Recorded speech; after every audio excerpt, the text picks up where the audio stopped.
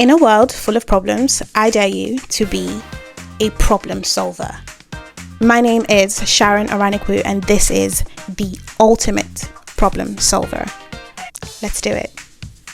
Let's start with a riddle. What does Boeing 737 MAX, the cost of living crisis, and your 19,457 unread emails, haha, you thought I didn't know, have in common?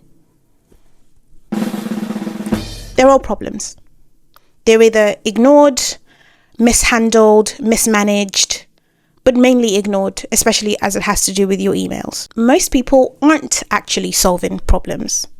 Sometimes because they don't know they exist, sometimes because they're so concentrated on the symptom of the problem as opposed to the real problem itself, hence wasting their budget, their resources on a symptom that will soon reoccur. Other people just have no clue where to start. And that's probably in your personal life when you see a problem or you see a crisis and you say, I'm going to take a nap. Because somehow, magically, when I wake up from my nap, the problem will disappear. Has that ever actually worked? Just asking for a friend. Has that ever actually worked for you? No? It hasn't? Okay. That's great. I think that's great. Well done. So what happens to the people who aren't actually solving problems? They're managing chaos. And I don't want that to go down as a soundbite because it's very important. I have managed 3 different teams across my career, teams of 3 people to 8 people. There were 3 people in one team, 5 people in another, and 8 people in another team. I know what it looks like when someone is managing chaos and when they're actually engineering solutions. The person who's managing chaos is behaving like a firefighter. I was on the 6th floor and then I had to go down to the 4th floor to attend to this, and something happened and I got a call and I had to dash out to the other branch. You like that? You like that? You actually like that? You like that chaos? You enjoy that? That's your thing? Ew.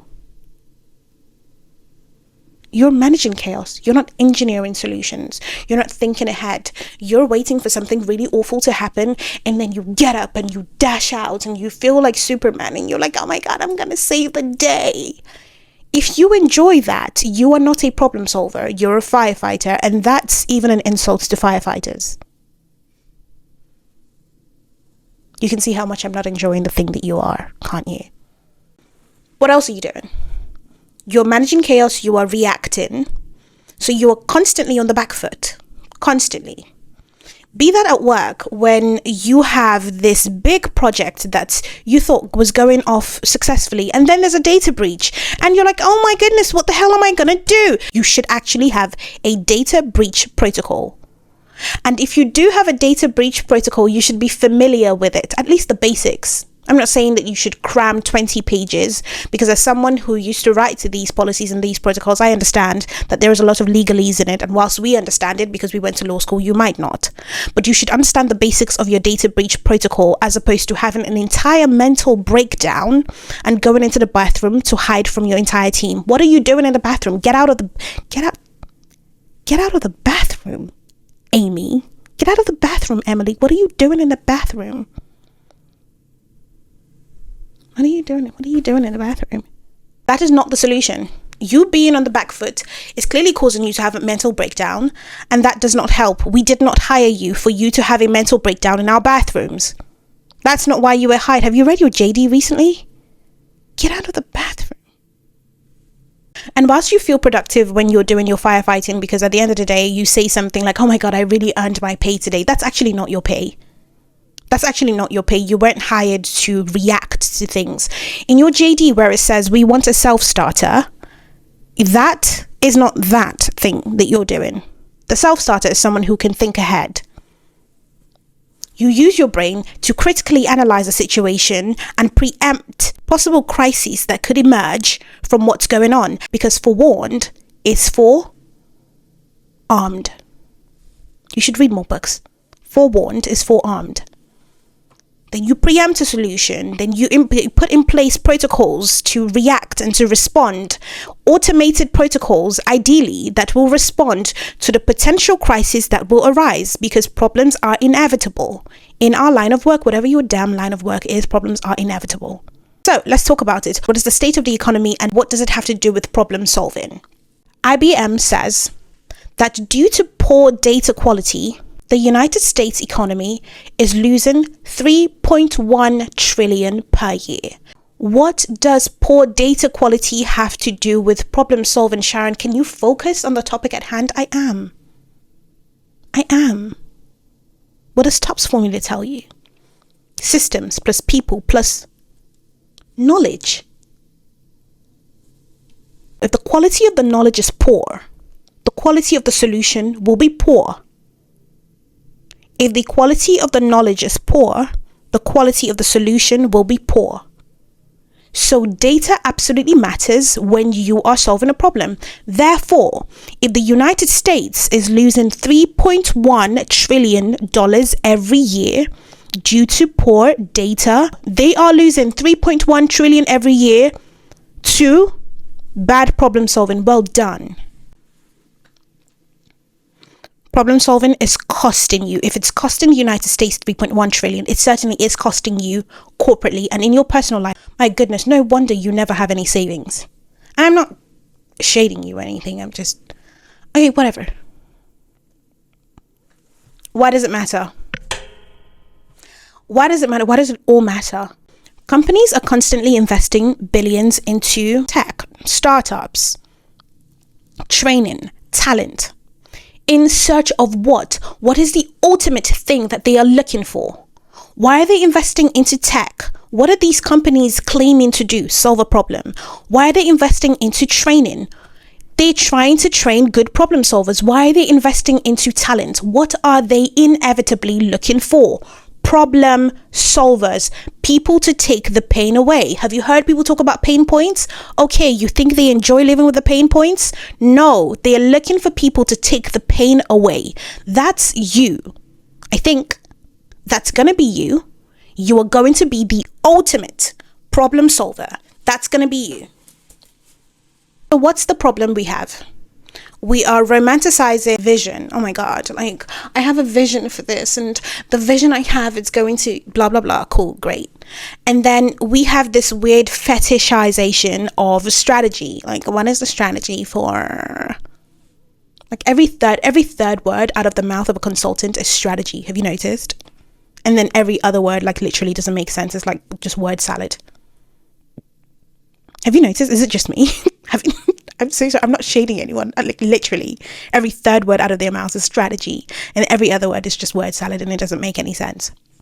In 2023, the government introduced the Procurement Act.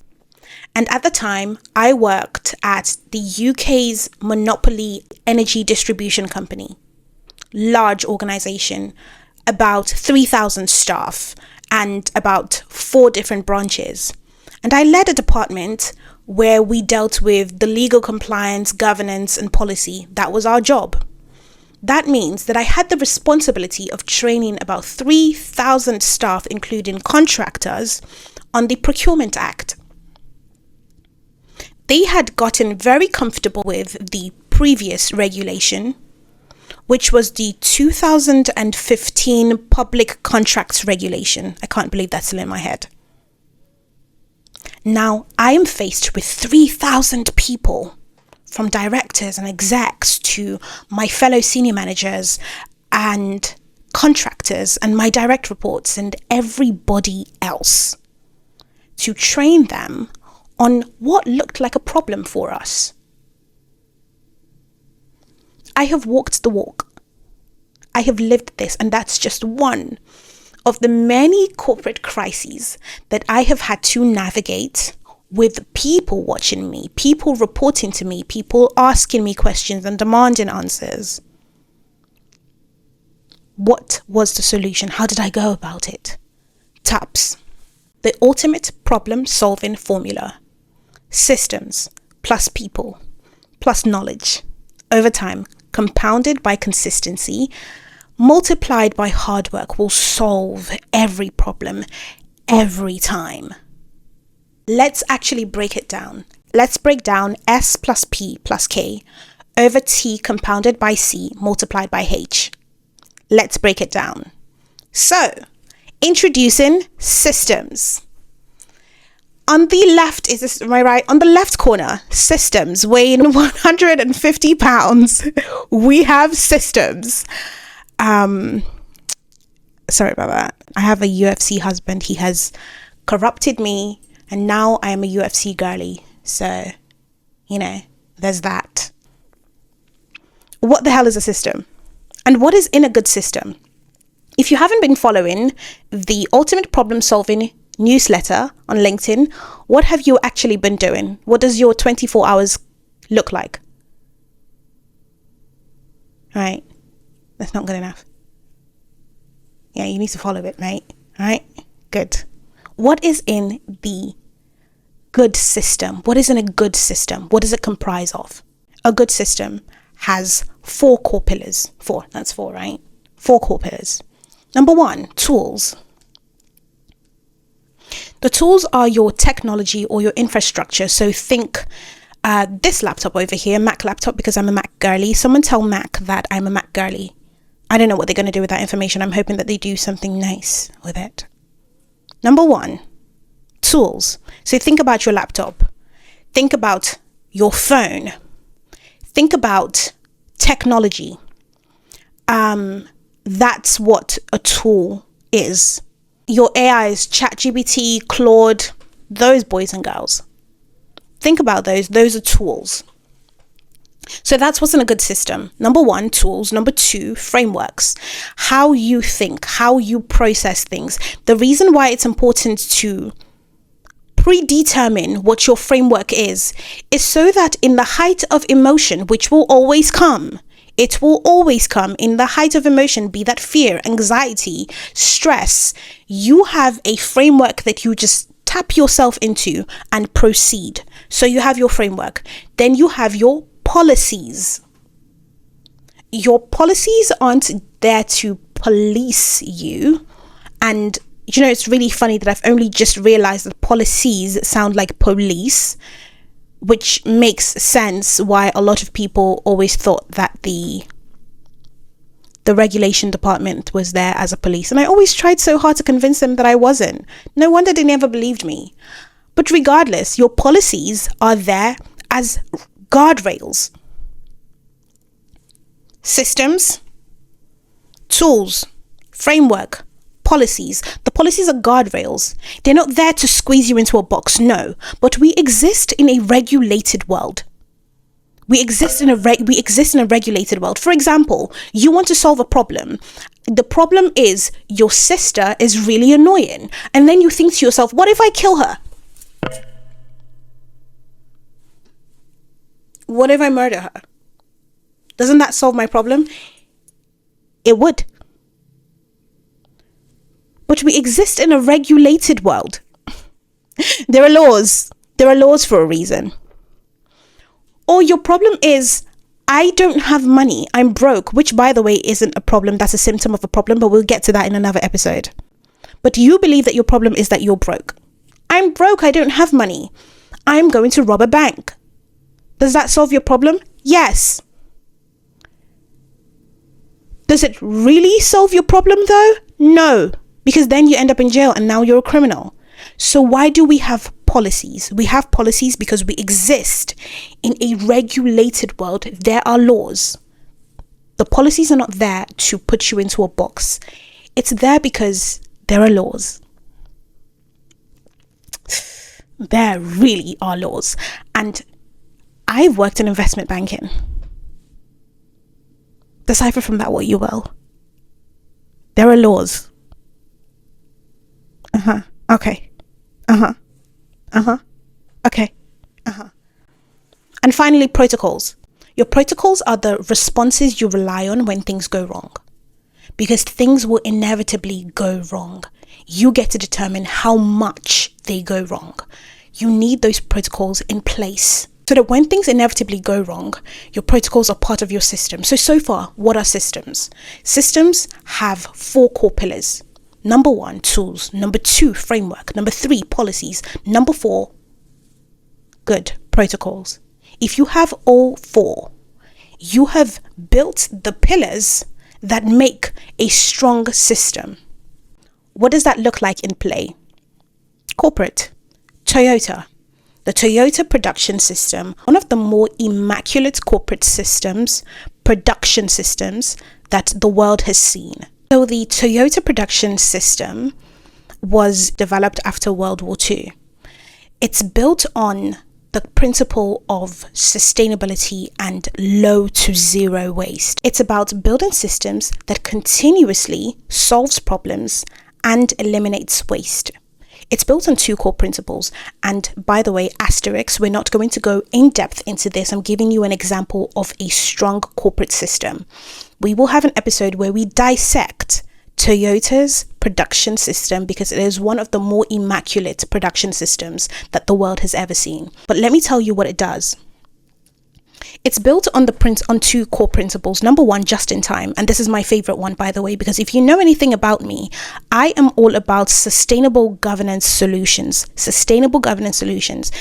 There is no point in imagining a solution that is not sustainable if we cannot rinse, repeat. We have not found a solution. We have found water to pour on fire today, and tomorrow stare at the fire and go, we need more water. Just in time. Toyota only produces what is needed when it's needed in the amount that's needed. There is no hoarding. There is no overproduction. This reduces waste. It reduces inventory cost.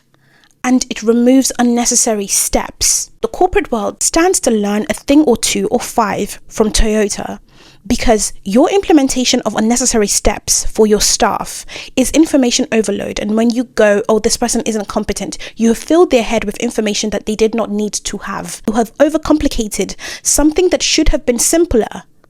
You have overcomplicated it. The unfortunate plague in the world that we live in today is that people believe that something that is overcomplicated instantly is more admirable. Somehow, something being simple feels pedestrian to you. If it's simple, then you think, oh, that's so pedestrian. That's not true. That's not true. Sometimes simple wins. I think most of the time, simple wins.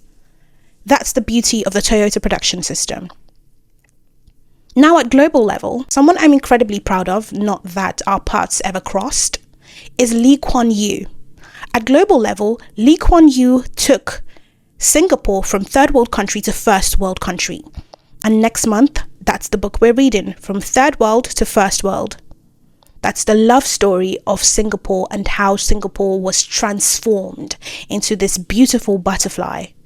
So, if you are interested in being part of our book club, let me know. And it's called the TUPS Vault. It's a vault of information, of knowledge, because we are becoming knowledgeable people.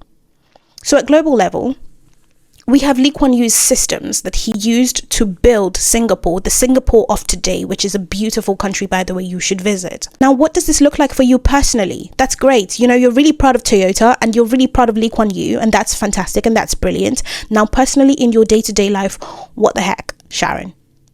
Is Toyota going to come to my house and build my systems for me? No, they won't. That was a good question, but they won't.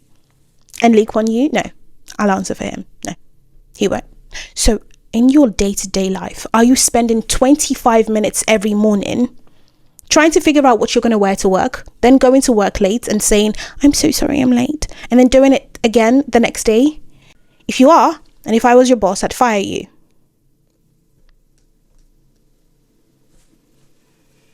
So fix your systems. The personal systems you have, fix them. The night before, figure out your clothes. Or simplify your life. Consider simplifying your life. I'll give you an example. I have beautiful nails, right? These nails stay this color forever. The shade might change. The length might change slightly. If you go back to the previous YouTube video, you'll see that the length is different. But my nails are red. When I go to the nail salon and they give you that thing, that plethora of colors, and you sit there and you're going, oh my God, light pink or baby pink or the grandbaby pink or sky blue pink or water blue and sky blue and, ocean blue. I don't do that. I don't actually have time for that. That is not I cannot use my time for things like that. That's just one example. Find something like that in your life. I have a system. My system is that I have one tool that works for me. It's color red. It works with my skin. It works with every color I wear. Great, beautiful. We got a color. We're moving on. We are moving on, people. We are moving on. Simplify your life. Every morning you stand in front of your closet, and your closet, by the way, is overflowing. Find a system. Simplify it. What did Toyota do? Simplified. Eliminate waste. Eliminate unnecessary steps. That's why systems solve problems. And that's why you're here. The Ultimate Problem Solver podcast. Together, we will figure it out and we will go on the journey and improve our problem solving skill. Together, you and I. Please like, subscribe, comment, give me your thoughts, and come back next week, my darling. I'll see you soon.